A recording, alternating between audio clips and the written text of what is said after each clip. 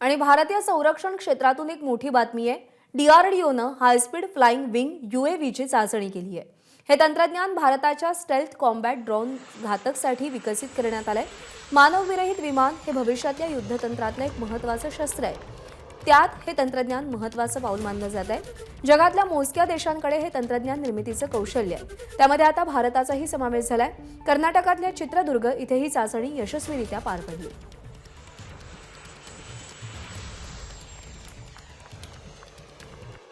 तर फ्लाइंग विंगची वैशिष्ट्य नेमकी काय आहेत आपण पाहतोय। कोणत्याही धावपट्टीवरून उड्डाण करण्याची क्षमता फ्लाइंग विंग मध्ये आहे।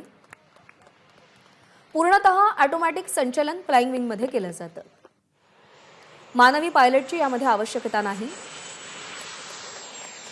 ग्राउंड रडारची आवश्यकता नाही। भारतीय लष्कराची ताकद अनेक पटीनं फ्लाइंग विंग वाढवणार आहे। जीपीएस डेटा वापरणारी स्वदेशी गगन यंत्रणा यामध्ये सज्ज आहे। मानवविरहित लढाऊ विमान बनवण्याच्या दृष्टीनं हे एक महत्त्वाचं पाऊल मानलं जातं। असं तंत्रज्ञान असणाऱ्या मोजक्या देशांच्या यादीमध्ये भारताचा आता समावेश झालाय।